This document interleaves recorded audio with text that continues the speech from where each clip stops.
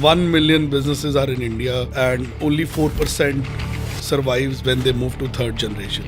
Listen, don't take anything for granted. Don't try to prove yourself immediately, Did you get scolded any day? Walk me through that. So I almost cried out to my mother, ki, "Nahi, this is not, and what have you gotten me into?" What was your hardest day at the shop floor? In life, there is always signs, and we choose to ignore them.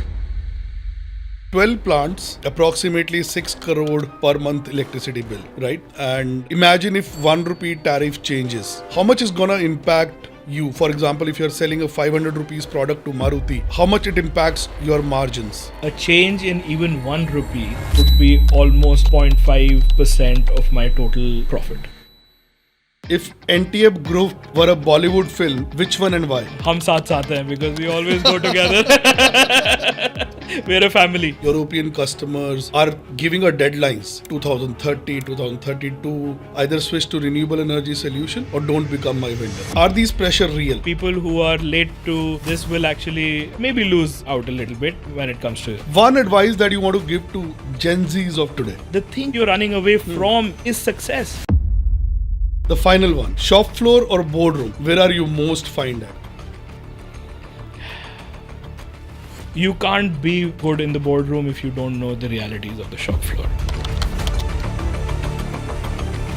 So he gave me 3 options. He said, you stay back in Australia, do what you want, I will support you. You come back to India and start something of your own, I will support you. Or you can join the family business. But if you join the family business, it does come with certain terms and conditions. You had 3 options, stay back, come back, and there were toughest conditions. So why did you choose it?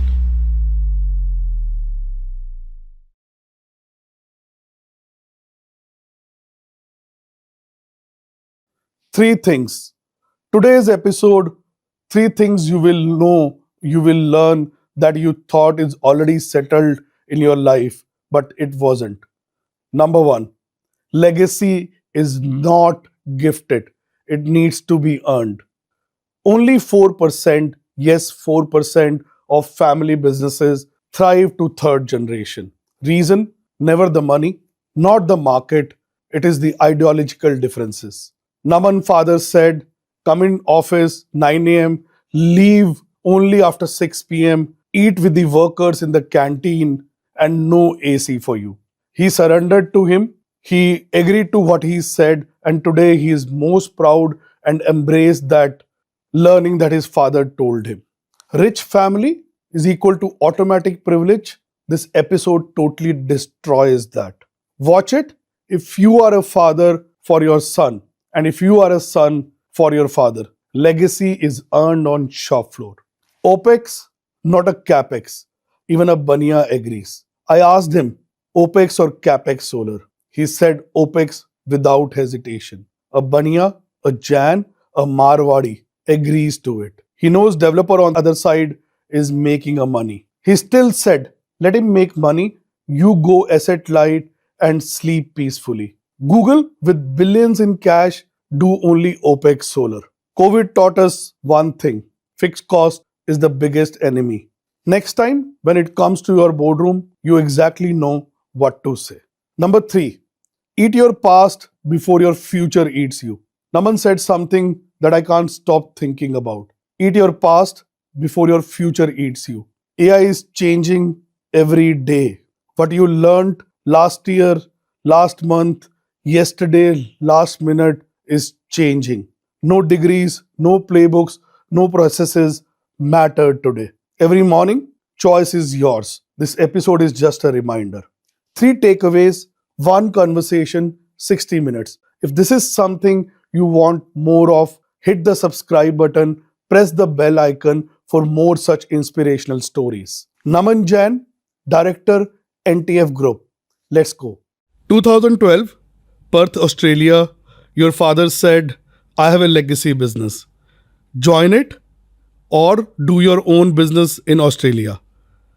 What was exact thing that was going in your mind then? So I was in my final year of engineering at that time. And my father, in fact, came all the way to Perth from India. And he said, I want to have the talk. I was very nervous. I did not know what to expect. And so he gave me 3 options. He said, You stay back in Australia, do what you want, I will support you. You come back to India and start something of your own, I will support you. Or you can join the family business. But if you join the family business, it does come with certain terms and conditions. So, first thing, discipline. I have to reach the office at 9 a.m. I don't get an AC cabin. I have to eat what everyone eats in the office canteen, and it has to be same as any other employee. No perks. So, being the young entrepreneur and fresh out of Australia, of course, I had so many ideas, and you tend to be a bit rebellious also. Yes. So did I, let's say, try to breach the boundaries? I did. So one day I was, previous day I was with my friends. I got late. Next day morning, I reached the office at 9:10 a.m. But before that, which option did you choose and why did you choose that? Interesting. So I was always fascinated with cars. So I wanted to do something in automotive. I did think a lot about staying back in Australia because many of my friends were doing it. But I think, when you have such an important and, a growing business back at home, so it obviously makes sense that, you go back, try to create something, try to, make it better. And to be very honest, the business was started by my grandfather. Being in a family business. When was it? He started in 1984. Okay.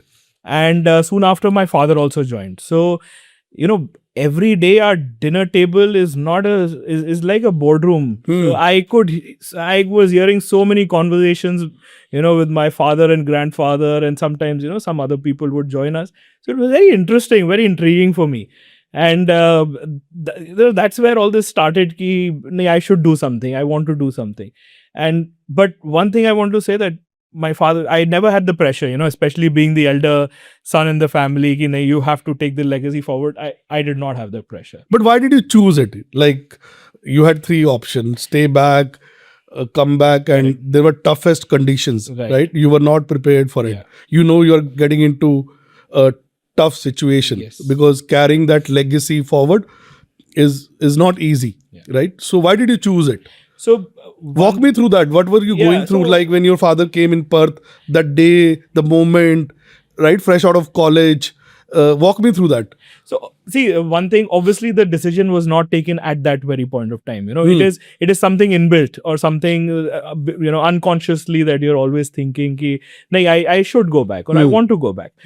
But also I realized that, India was one of the very few countries at that time which is actually a growing economy. Otherwise, India and China were the only ones which were doing well. So if you're not part of that growing economy, you're just competing against the, masses. So if I have to do something of my own, make a name for myself, or not just for the family, so then it makes sense to come back. And there's already a platform. So not many people get this opportunity. So when your father said three things, 9 a.m. and eat in canteen, no AC cabins. So was he your boss or your father? And how did that relationship change from a real boardroom in office and at dinner table? Because these are tough relationships, right? You same human beings, two different kind of relationship, boss and then, father. Correct. Like, it makes me remind of a Dangal as a movie, right? So how was that role? No, it was not like Dangal. It was not like it was Dangal. not like Dangal. Yeah. Okay. So his only point was discipline, right? That if you have to work, you have to do it. You can't take anything for granted. It is not handed to me on a silver platter. I have to also work my way, through the ladder. But yes, I do have a fast track. Unfortunately or fortunately, I have that, privilege. So it comes with a lot of responsibility. Now, whether it's a boss or a father, he also switched roles. Today, I'm a father. Sometimes I'm strict with my son. Sometimes I'm not. It actually depends on the moment. I'm sure same with you. Did you get scolded any day? Yeah. Walk me through that. What was it? Why did it happen? Let me tell you in a different way. So there were a lot of times I could not direct. It happens. You don't say a lot of things directly to your father. So I remember one day, I remember Saturday. So we're a 6-day working company. I mean, manufacturing is 24/7, 365, but Saturday 5 p.m. and I called my mother and I'm like, I've been sitting in the office for more than 2 hours, and he's still in meetings. I want to get out. What to do? So one thing we always also had very clear: we would always go together and come back together. Okay. Very rarely it would happen that either he's traveling or he's not there, that I would actually go by myself or something, because that actually builds the relationship culture and you learn a lot. So every day evening I would come back with him. I had no other option. Now this day, even on a Saturday, 5 p.m. And I could see from the aura of the meeting that it would go on for another few hours. Okay, then So I almost cried out to my mother, "Ki, "Nee, this is not, and what have you gotten me into, and this is not the right this thing." She called my dad straight the away, meeting itself. straight away. Okay. And she said, "Ki, Naman is not satisfied, or he wants to go back. So." Bacha hai, let him go. So my father said, I never stopped him. Okay. If maybe he's feeling the pressure, but from my side, there's no pressure. If he thinks he's finished his work, let him go. Or the car can this thing. Now that, and the same thing was then narrated to me. Now that is a decision that you have to take. Right. That what matters. So. And that time, I don't know what was. So I decided not to go back home, but I decided to just go and join the meeting and sit there and listen and learn. So these are some of the things which actually give reassurance. And in a company, and especially a sizable company which is growing, it's not just the father. There are many other people there. Right. So if we have 1,000 people, that means there are 2,000 eyes on you. And especially being the young kid in the block, everyone is watching. What are you wearing? What are you saying? Every word counts. So on this, I want to understand, let's say when there are people, your management team, your father being the boss, you being the youngest, right? How was he treating you? Like, was he treating you as a colleague, or was he biased towards you as a son? In a professional setting, any moment, can you walk me through that? So, firstly, I would say in the beginning, it was a mentor. So he was a mentor. He guided me through every way. He said, when a senior person comes to meet you, stand up, greet him, be the first to say good morning or good afternoon. As if you were talking to your senior. Okay. So first you have to learn from them. Only then you can actually, because he told me straight up, he said, you may think you've done a very excellent education from Australia and you know everything, but trust me, the reality is far away. Right. So try to learn from everyone, respect everyone. And now I understand, why, and because I got a lot of wisdom from everyone. I did learn. So yeah, so initially he was a mentor and he guided me through every step. How to sit in meetings, what to say, when not to say anything, but just sit in meetings. When we're going to customer, how, what type of etiquettes or how to behave. We went to Japan for the first time, and Japanese culture, as you know, is one of the world's best. So there also, I think he took me to Japan when I was still studying, when I was still in Australia. So just to, as a personal growth. Not even thinking that you would join my business, but when you see that type of a culture, you grow personally. So coming back to your question, yes, I was guided.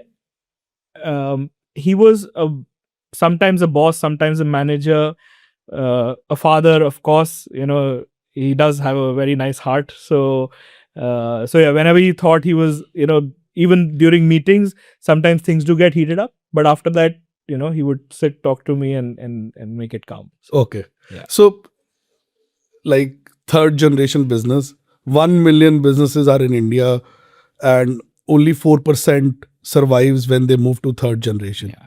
So what are the 3 things that you want to tell those third generation entrepreneur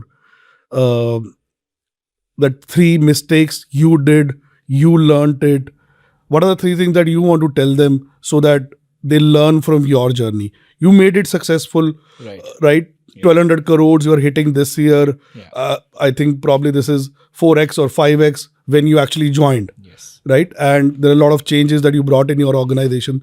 Yeah. So it's successful. Yes. So what are the 3 things that you want to tell to them? Or what are the 3 mistakes that they should avoid? Well, firstly, I think it's too early in my years to actually give advice, but still, if you ask me, I think most important is to listen. Number one, just listen, learn, and understand. Okay. Spend more time on this rather than thinking you know something and you can teach someone else. Because when you're fresh, trust me, we might think we know a lot, but we don't. Right. Yeah. So first, learn. That is number one. Second is, don't take anything for granted. Do your research. Don't just let's say from the tip. Like having limited knowledge about something Right. is very, very dangerous. Dangerous. Yes. Very dangerous. So even if it is one subject, one thing, but go into depth. Be a master of that. If you're a master in anything, people will respect you. I mean, weird example, but today if I'm in business, but someone comes to me and he says I'm a black belt in taekwondo, I automatically have a respect. He's achieved something in his life. I would say, can I learn something from you? So Right. it has nothing to do with this specific, but in any field of yours, you have to master that. So get into the depth. That would be the second one. And third, before you say third, I want to know this from a first generation, third generation perspective. Yeah. These two are very powerful. Give me a gyan that a third generation can take, because one of the biggest challenges, the ideologies don't match. Yeah. You brought in ERP in your organization. So what is the third thing that, like, something that you learned from your father, or there may be a lot of disputes? What are the third thing that these people who are into third generation can learn? So an advice for a third generation, I think it would be that don't try to prove yourself initially or immediately. You have to, but think of the larger, think of the company, think of the family. I think for a third generation, it is more important to take these company or family forward. So your mindset should be what happens 5 years, 10 years, 15 years from now, and how am I taking everyone along. Just by individually saying that no, I can do this today or I can show you, I don't think we're achieving anything. Right? So I see a lot of people trying to come in, make a space for themselves, yes, but trying to get very quick wins, and or sometimes they come over as a little bit over smart. Right? So we have to be very balanced. You cannot be a threat to anyone in the company or seem like a threat. You cannot be a boss to anyone in the company when you're entering. Everything has its time and place. So just settle in, merge along with everyone, and surely there'll come a time when people will automatically start respecting you. What was your hardest day at the shop floor? Like initial days, I'm talking about, not the mature days. Like when there was restrictions like 9 a.m. and you were like a junior in the organization. What was your hardest day? Tell me exact day. And what did you do? How did you come out of it? So you actually felt like crying that day. So I remember this this incident. In fact, it happened probably couple of months into the business. So this day, one of the our machines broke down. Okay, and automotive is a very ruthless field. So, for example, we are supplying to our customer. We are supplying 48 trucks every day. They don't have more than 3 hours inventory of our parts. Okay. So every 3 hours, a truck has to go from our plant. Now imagine if a machine breaks down. Okay, so you're stuck. Right. So now this machine is down, and all of us are there. So obviously it's been a while, and I was interacting with people, so I'm standing behind. So all the senior teams have come, the maintenance, the production, and their management and all, and we're just so our one operator's right next to me, and he says, of course in Hindi, but he says that I've been telling my seniors for a very long time that I can hear some sound. Okay. Or some, like, and they just told me it's okay, just keep going. So and today, see, this is happening. So he said, ki, I'm I'm a small guy, I don't understand what the sound is, but these people do. Still they did not take any action. So that night, I think it took almost 6-8 hours for that machine to be fine. But because even I was part of that, I stayed back. So, it's quite late in the night, I think 10 or 11 o'clock. And, we called for dinner there. We had dinner with everyone. So everyone's sitting there just trying to fix it. But it was, so when you said toughest day, it was because I think it was a summer day. I don't remember the exact time, but there are no AC cabins. Yeah, no AC cabins. So it must have been 40 degrees in the afternoon, or even in the evening, 35 degrees, we're sweating. So, I clearly remember that by the time I got home, I was so, drained out that I could have easily taken a break for 2-3 days after that. But next day morning, when you go back and you see the energy with everyone there, and you yourself, yesterday I had a crazy day. No, this is normal. This is what you have to get back. You have to get back into this thing. But that made me realize a very important thing, that, not just on that machine, but in life, there is always, signs. Right. And we choose to ignore them. Yes. Whether it's your health. I mean, sorry, I know I'm saying that, but everyone, you actually have signs of whether it's something in your work, whether, to do with health, food, anything. Right. But we just choose to carry on with our lives. And one day something big happens, and then, all of a sudden you realize what's going on. Right. So this was a good lesson that I learned at that time. Right. You said, eat your past before your future eats you. Now tell me honestly and authentically, when did you realize this in NTF itself, the company which your grandfather built, that NTF has to eat itself? So, again, like, see, the world around us is changing. People are evolving. I mean, we have heard of the stories of the company who invented the film camera but could not evolve into a different, it's like this. There are so many. The company who came up with Nokia, so many examples. Yeah, I don't want to take names, but yes, there are so many examples. So when you're actually making a plan for your company. But which year did you realize this? That so I think NTF has to eat itself now. I think no. This is a realization I have till today. Oh. This is something that I think in my company, this is my only job. Okay. Really, absolutely, my only job is what this company, this industry, my area would be doing 5 years, 10 years, 15 years in the future. Because I want sustainability, I want sustenance. Right. Right? Even today, I mean, when I joined the company, we had different challenges. Today, we're in the midst of an EV revolution. The composites lightweighting is going on. We see AI, we see humanoids. So there are so many challenges that we see ahead of us. So even I am thinking, even today, I have to evolve. We cannot be doing what even we were doing last year.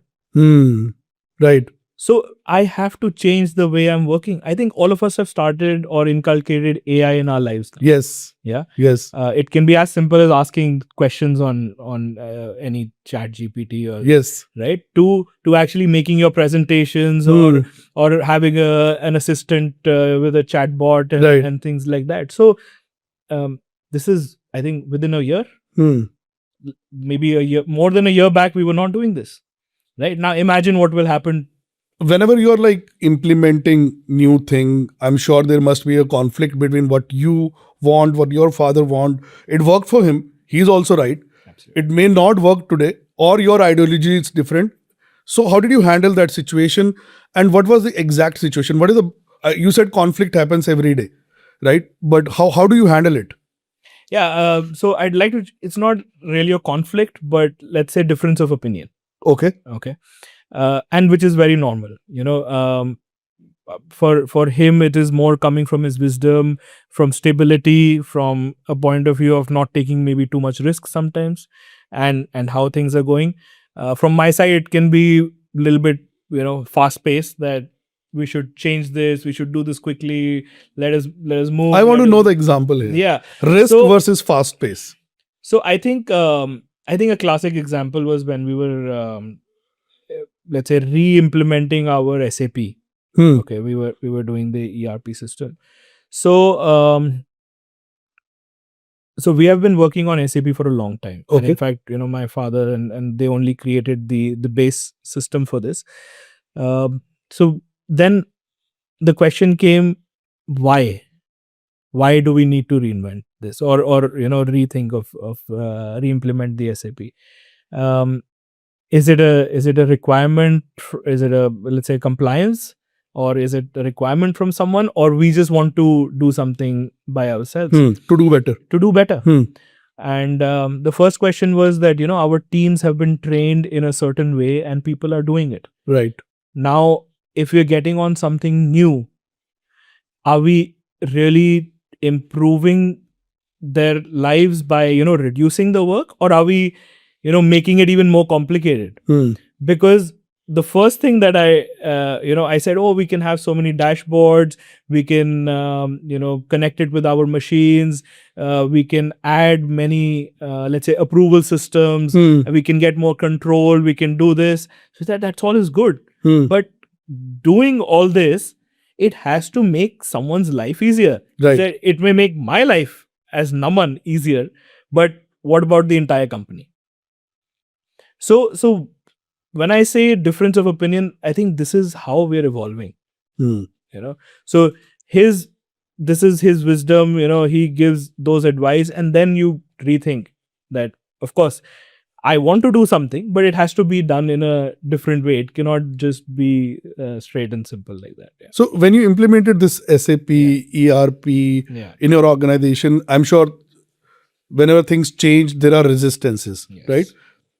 Like, can you think about any employee leadership level who was resistant to this change? What was his point of view? Did anyone quit? Any story that you want to share? So change is always difficult. Hmm. And if someone feels that now my control over things or my power is getting diluted, even that becomes even more dangerous or a threat. So yes, we did have in fact an instance like this. Luckily the employee did not quit. But yes, I think it took time for them to realize why it was important to transform. Hmm. From Did you hear any existing- talks, hearsay? No, I don't want to comment too much about that. Yeah, but I think overall, like I said, so change is difficult because you have a fear that today I am in control of what I am doing. Tomorrow, someone else can actually check on me, can control on me. I will lose my power, this, that. So there are so many things that people actually go through. So it just takes a lot of time for everyone to understand. Absolutely. Absolutely. So 12 plants, approximately 6 crore per month electricity bill, right? And imagine if 1 rupee tariff changes, right? How much is gonna impact you? For example, if you're selling a 500 rupees product to Maruti, how much it impacts your margins? So let me put it this way: our biggest cost is raw material, then manpower and electricity. Right. Yeah. So, and electricity is right now is an integral part, and we know it's getting even more important as we're growing. So a change in even 1 rupee, I think, would be almost like 0.5% of my total profit. Okay. So it is a big impact on our business. Okay. So how much, like if the cost economics, how much does that get impacted? For example, the competitor on renewable energy is saving 2 rupees, 3 rupees per unit, Yeah. selling to Maruti, same product, Yeah. right? How much margins he will be making more for you? So, I mean, of course, competitiveness is one of the main reasons why renewable energy, and the thing is, renewable energy is is available.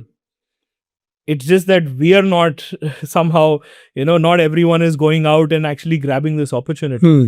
So it is, r- if we see what all we can control. So Hmm. we cannot control the raw material prices. Right. Yeah. We cannot control our selling price. We can control our cost, but Right. manpower cost. So labor cost is increasing every day by day. The only thing that we can actually see which is going down or can go down with Hmm. efforts Hmm. is electricity cost. Absolutely. So this is an area where we must act upon and have to act upon. In fact, sometimes I feel we're already late and we should have done it even faster. Right. So what I know is like you have done roughly 2 rooftop at your Nimarana plant, Manesar plant. Yeah. And can you just take me to the days when you were actually shortlisting the solution provider, the developer, Yeah. right? What were you struggling with? How did you shortlist them? Like everyone says, I'm PE bagged. I have 1,000 crore in my balance sheet and look same. Like, how did you shortlist them? Any did you do it on guts or did you actually do some diligence? Can you share something insights? So, I mean, selecting a vendor or a partner for solar for us is very similar to how we do, even we purchase different materials Okay. or any other thing. I think number one for us is trust. Okay. Yeah. So we see their record, we see how well we get connected as a person, and that's how I think I connected with you Yes. quite well. Yes. So this relation is more important because uh, ups and downs will come in everyone's life, everyone's industry, company, or a project that we're setting Absolutely. up. Absolutely. It is that how you can get through it. And if I can call you at any time and say, see, this is not working out, and we find a solution, that is more important than going into contracts and saying you did this wrong or I did this wrong. So Relationship. relationship Yes. is more important. Right. And this is how we as a company work overall. Okay. So Hmm. so I think one very important aspect, of course, like I said, trust, credibility, and how we think we can work ahead in the future. Hmm. So have a big picture, have a goal, not just for one rooftop, but overall solution, and helping the business. Right. So, like, now you have done 2 projects, Yes. you want to do more projects. Like, one thing that worked for you and one thing that it didn't work for you that you want to change when you are doing renewable energy for the next project, let's say. Yeah, I think there's a lot of learning. So Hmm. when I did rooftop, back of your mind, you had this idea. Oh, now I have. So you will let's say convert 100% of our electricity bill into solar. So it doesn't work. It doesn't work, right? So there are only certain amount of hours that the sun Yes, is available. Banking is not possible, Right. so you get through this learning curve and you realize, okay, you can only, let's say, convert about 25% of your energy just with a rooftop, roughly. What about the balance? um, so now, while going ahead, we are looking at different solutions. We're looking at open access, and this is where I feel that we can combine a lot of and get a lot more output. Right. And then in our Gujarat region, like you suggested, we can also combine with wind, Yes. solar and wind, have a hybrid solution. Right. So I think there's a lot more available there than we think is there for just solar. Yeah. Hmm. So every manufacturer that I speak to, they are convinced that they want to do solar. पैसा बच रहा है, करेंगे ही. But one of the biggest fear that they have is 15-year, 20-year, 25-year commitment, given the businesses are changing, environments are changing. How did you handle this in NTF? Were you so confident, okay, like, I'm going to do it? How did you convince your father, your board, for a 25-year challenge?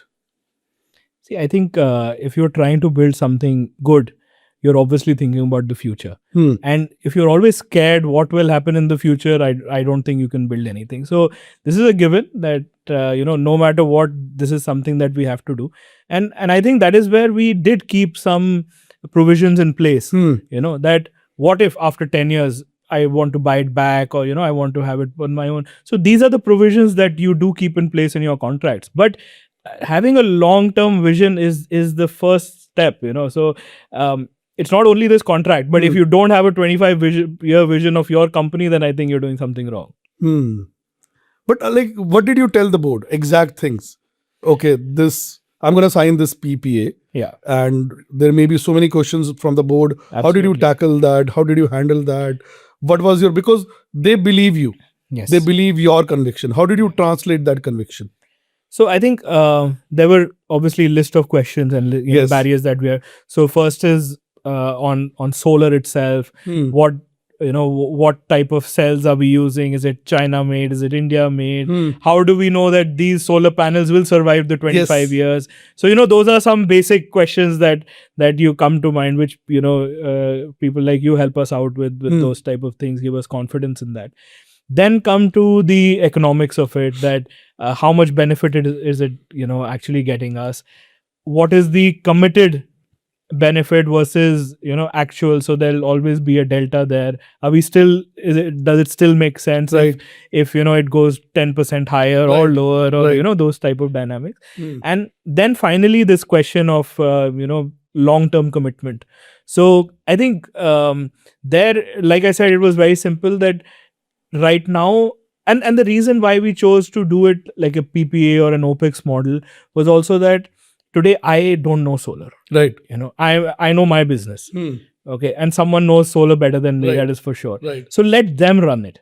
Let them run it, and they maintain it. They know the in and outs of it. Okay. And I consume it as a service. So as long as that is happening, I at least have some this thing, peace of mind that they're managing it because they also want to make money. So it is not just me in my business, it is his business as well.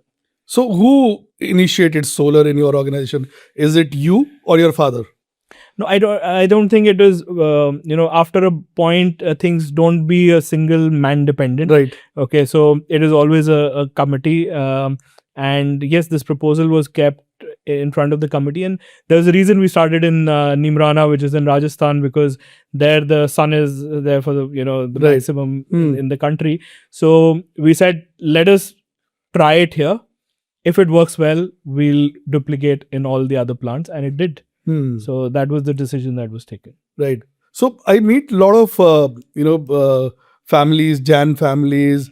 They have a strong financial acumen, and one of the things that I've seen, especially doing rooftop solar, is कि मैं अपने पैसों से लगाऊंगा. I want to own this up.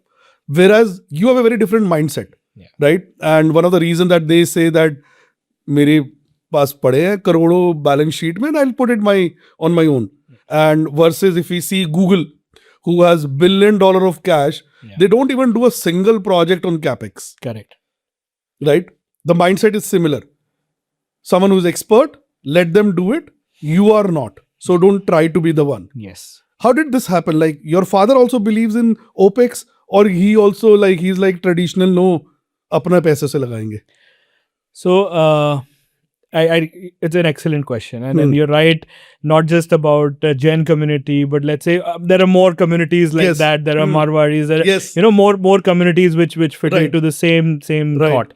So this has been the mindset, and I think our elder generations and people still believe in it. But what I realized is this COVID was a big shift. Okay. How? When in COVID, everything stopped. Hmm. What was the only thing we were looking at? It was the fixed cost. Right. Because that is the only, let's say, Hmm. out of pocket expense that you're actually doing. Any variable cost, Right. you can reduce, Right. you can change, you can adapt, you have a flexibility.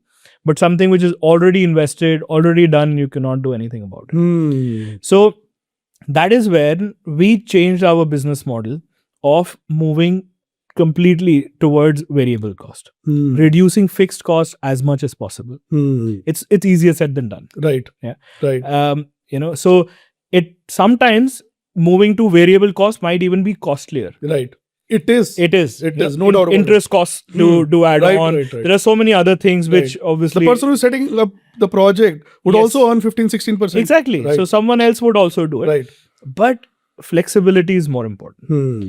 And it's not just COVID. I think last many years we've seen that the business cycles earlier were longer, and now it's getting shorter. So you see highs and lows very fast. Hmm. So everyone loves the highs, but how to manage the lows? Hmm. And some key decisions that you have to take in those lows, which hopefully not many people should take, but let's say shutting down a plant, moving a plant, or things like that, which actually take a lot of courage. And so you can only do these when you have flexibility, when you're not all in. So I think this was a key point where we realized, okay, we need to shift or change our business model Right. and go ahead. So I'll give you another example. New plants that we're setting up, we're taking on lease. Okay. So of course, initial plants are all owned by us, land, building, everything. But now we changed the business model. We said our business is not real estate. So our business is manufacturing. So let me invest in machinery, in manpower, in what I know and what I can do the best, and let our partners who are the real estate masters, let them do that. Right. So I'm in fact we're very happy with this model right now. And it gives me also flexibility. If today something goes down, all I have to do is shift my machines, Right. to an existing plant or something like that. So these are some of the changes that we've been doing, and why we chose an OPEX model.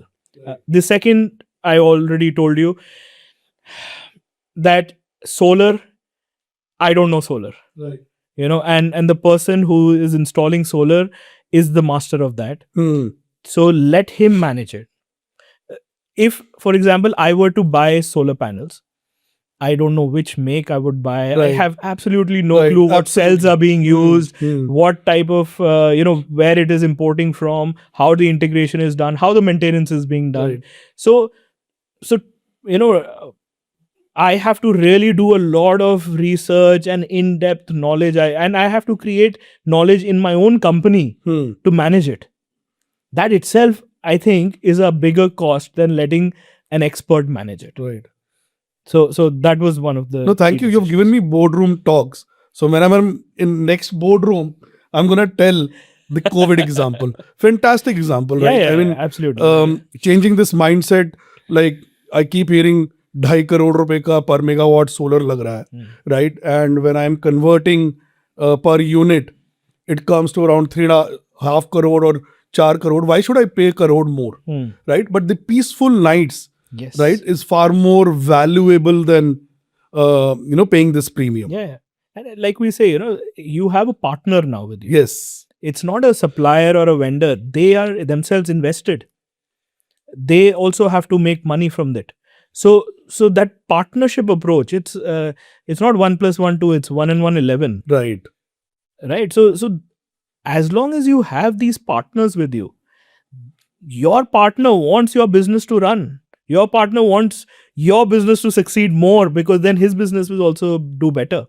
So get more people attached with you. You're not a sole person in this world, Right. So partnerships are very important. So I was talking to Mr. Singla of Polyplastic. We were doing this podcast, and one of the shocking things that he brought in the conversation, that all of his customers, especially European customers, are giving a deadlines 2030, 2032. Either switch to renewable energy solution or don't become my vendor. What is your thought? Are you also seeing that happening? I know cost is one of the biggest driver, but what about if you're exporting to European markets, uh, are these pressure real? They are real. They are real for Okay. sure. And ESG has become a very integral part of the European society. Um, I think for a developing country like India, it, like you rightly said, it is a cost for now. Especially the ESG component, the scope 1, scope 2, scope 3. Right. So going up those ladders. Right. Some basic is very important. Those actually we think it's a cost, but it actually helps your margin. Okay. So basics like get into solar, basic renewable energy is good. Right. Above that, net zero. So those type of things for India right now are some added costs. But for a country like Europe, this has become very important. Okay. So we're also exporting to Europe, small amount, but yes. Right now, it is not mandatory for us, but they're asking us similar timelines. Okay. When can you? When would you? How fast? And they're not asking us. They're basically asking the entire supply chain. Yes. So there will be a basket which would say we can do it quickly, and they would definitely succeed, or they would definitely be in a priority list for Europe. And people who are late to this will actually maybe lose out a little bit, when it comes to Europe. Okay. And is this only Europe, or are you seeing this pressure from Maruti as well? Yes, talks have started. Okay. But the timelines are much more lenient as of now. Okay.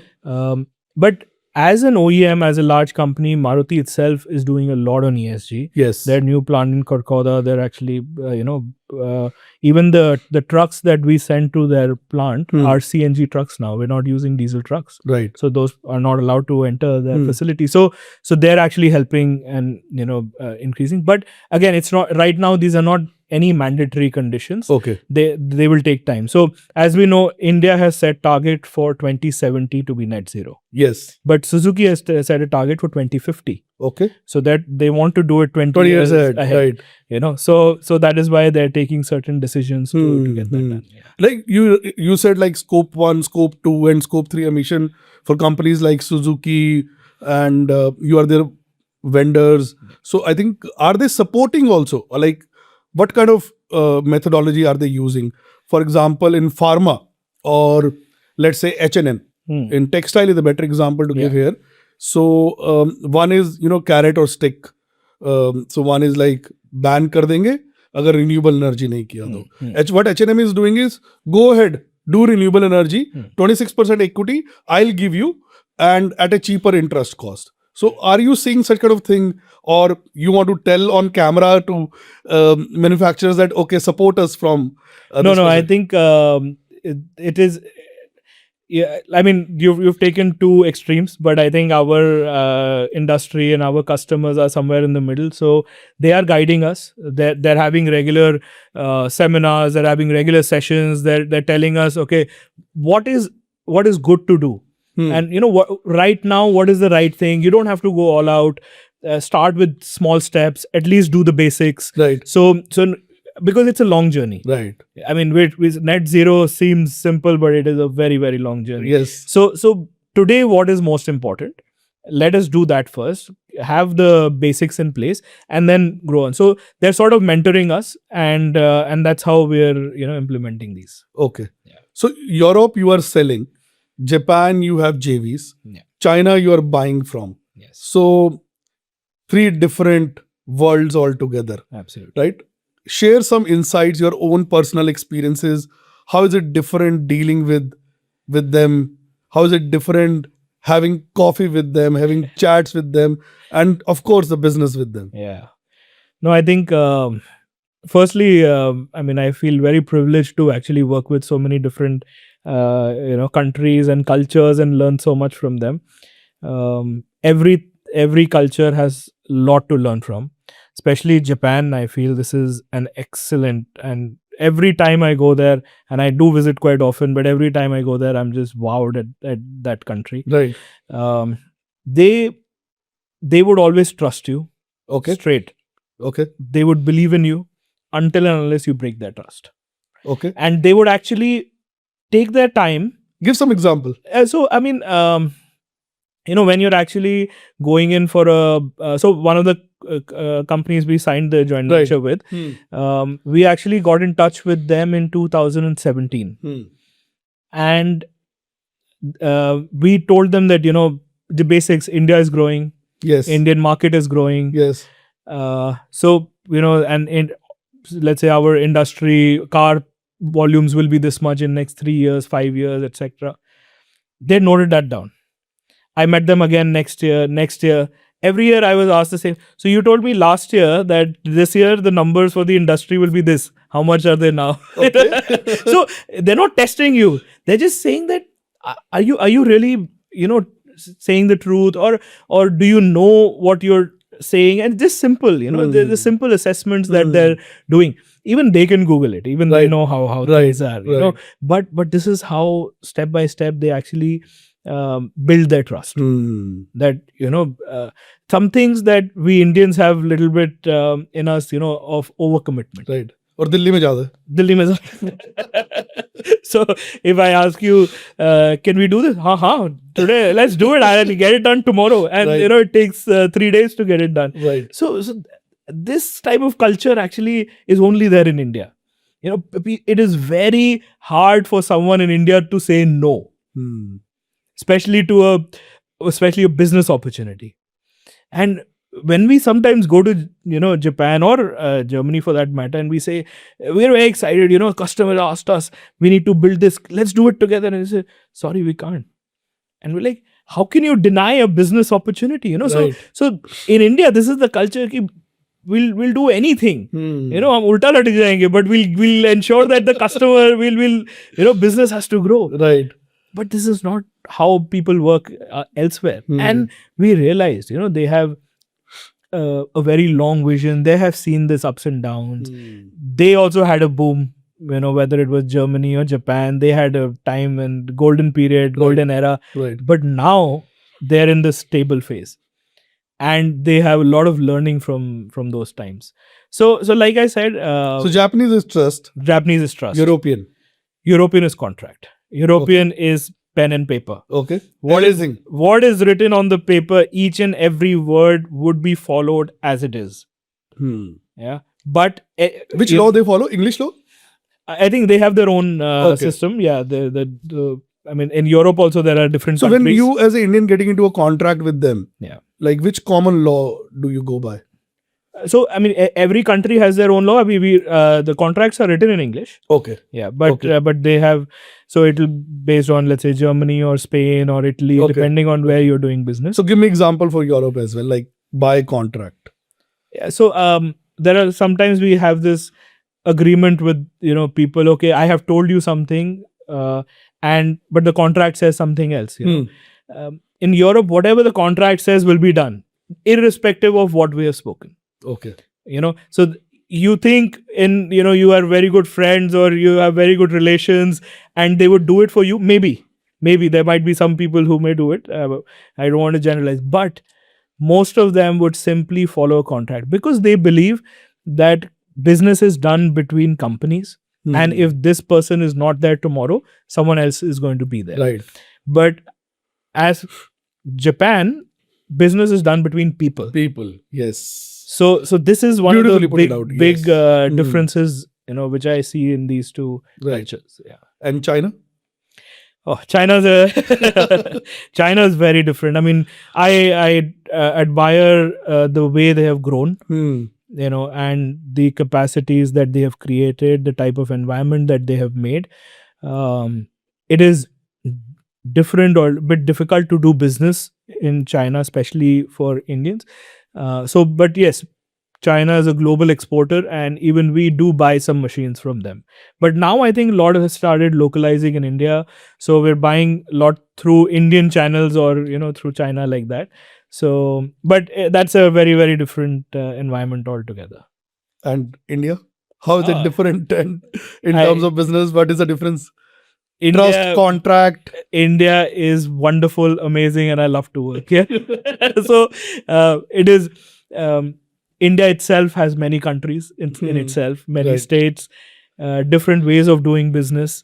So I think, this is something that we're born with. We know how to, work around it. So it's good, of course. Yeah, this is the future of the world. So, what is your vision for NTF from a renewable energy perspective? I know you are done 2 plants. You are aspirational to do 10 more as soon as possible. Um, Cost driver is the biggest thing. Yeah. Like, what is that date or day when you see every power that is getting produced, every product that is getting produced, every Maruti that is getting driven is through renewable energy? What will be that day, and how will you feel that day? So I think these days we have a good jargon of Vision 2030. Okay. So if I were to put that in perspective, okay, so right now I think we are doing about 8 to 10 megawatts of power overall in Yes. all our plants, and the way we are growing, it may grow to about 15 to 20 megawatts by 2030. Right. So today we might be at 25% or 20% of total is renewable, but I want to get to 100% renewable by 2030. This is my target. Apart from cost saving, apart from meeting customer requirements, did renewable energy give you self boosting as well, like talking to people, talking in media, talking to investors? Okay, 20% of my power is renewable, or some like I have a green products, something like that ever happened? Can you share Of some course, example? whenever it is there in our main corporate presentation. So one of the slides in our corporate presentation says renewable energy, and what are we doing in terms of sustainability? So we're using solar as renewable energy. We're doing water recycling. We're supplying through CNG trucks rather than diesel. We're converting. Right. We're applying for green building certifications. The overall energy efficient this thing. We're doing tree plantation. So there's a whole list that we're doing to achieve those sustainability targets, and this is one important slide that all of our team would showcase to any customer, and the customer also really respects that. Which number slide is this? I think this comes towards the end. Towards the end, so not the priority. Okay. No, of course, because initially you're actually showing your products, your Yes, processes, yes. your history, and then this comes that so it's right before my vision slide. Okay. It's right before the Okay. My last slide is Close vision. to your heart, huh? Yeah, my last slide is Vision 2030, and this is right before that. Okay. Yes. Okay. Understood. You do a lot of things for sustainability, a lot of examples you have given. What about CSR? Like, I heard NTF is contributing a lot. What are the top 3-4 things that you as an organization and you as a person is doing? I think this comes from our value system, which I think my grandfather inculcated in us. So we try to do as much as we can for the society. Our focus is in education. So, for example, we've adopted 2 schools near Nimrana, where we're providing all the infrastructure and computers, printers, laptops, stationery, whatever is required. So these are government schools, but we tend to provide whatever Wonderful. possible support. We recently installed a STEM TV, with all educational this thing powered by solar. So it is running in that area, and the Rajasthan government also recognized NTF for this type of support.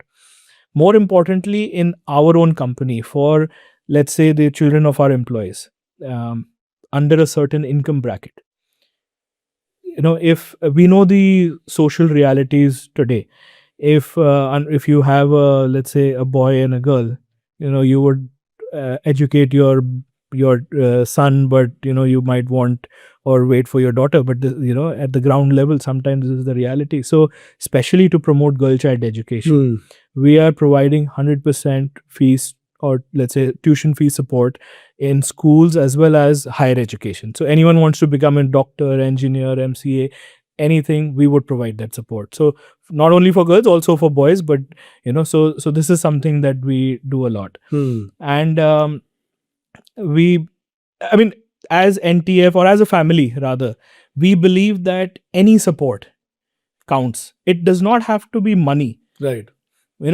You meet someone, even if you give them good advice, that is also contribution to society. Right.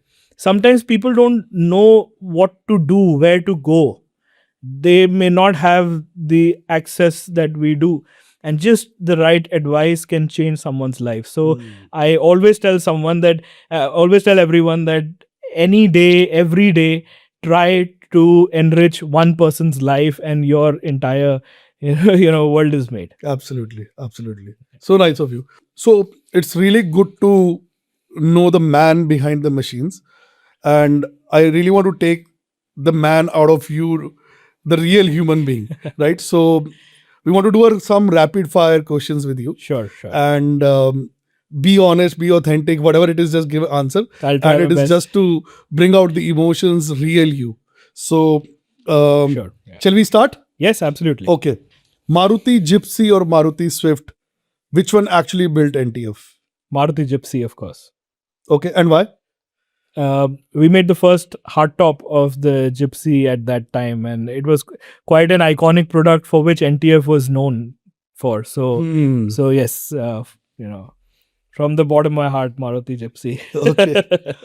Okay. One thing your father was right about, Yeah. but you refused to believe for few years. I think discipline.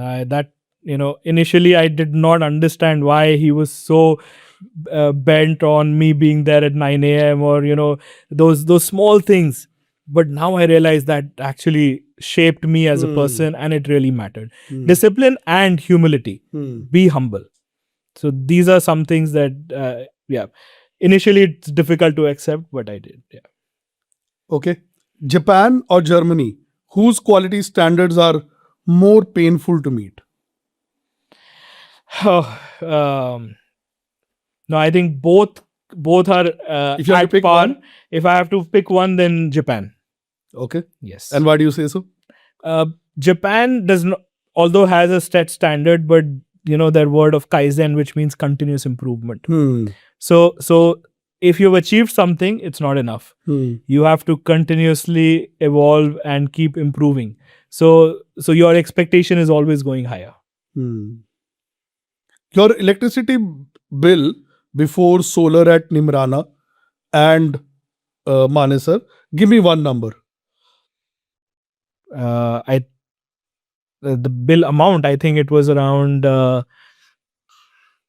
60 or 70 lakh rupees, if I'm Okay. yeah. And after 40 to 50. 40 to 50 lakhs. Yeah. Okay.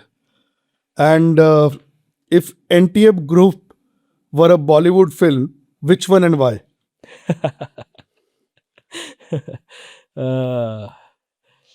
हम साथ साथ हैं, because we always go together.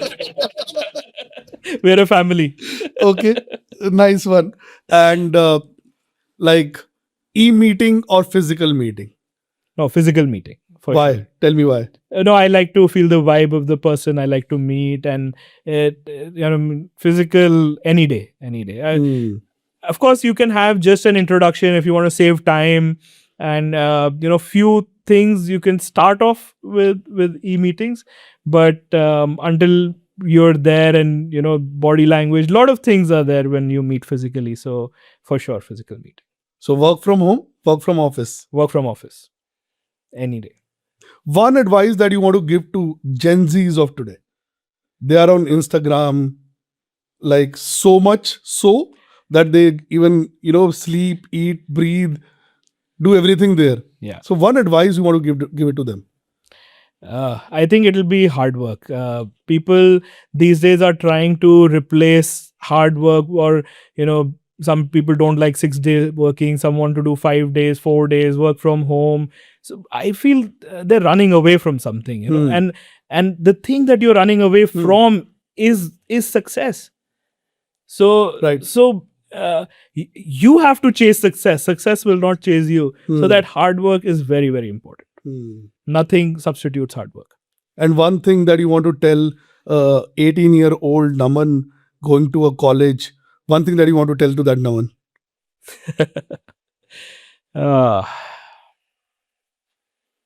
Learn, fail faster. Learn Okay. faster and fail faster. So I think a lot of times we are so we're so much in fear that we don't try things, or we're afraid to do that. But I have done it maybe a few times now. I wish I would have failed much before in my life, so you could have learned even faster. Okay. The final one. Yeah. Shop floor or boardroom? Where are you most fine at? You can't be good in the boardroom if you don't know the realities of the shop floor. Okay. So So we see you more at shop floor? no, you would see me in a boardroom, but I know exactly what's happening on my shop floor. Okay. And how? Yes. Well, nowadays through IoT, Industry 4.0, and there are so many, or through reports and this thing. But until and unless you know the reality, your decisions in the boardroom don't matter. So you must know the ground down realities to actually take right decisions. All right. So thank you, Mr. Jain, No, thank for you. coming lot over for- this podcast. Really nice interacting with you, and looking forward to stay in touch. Thank you so much. It was a pleasure. It was my first podcast, and you made it very easy for me. So thank you for being an amazing host. Yes. Thanks a lot. Thank you. Good.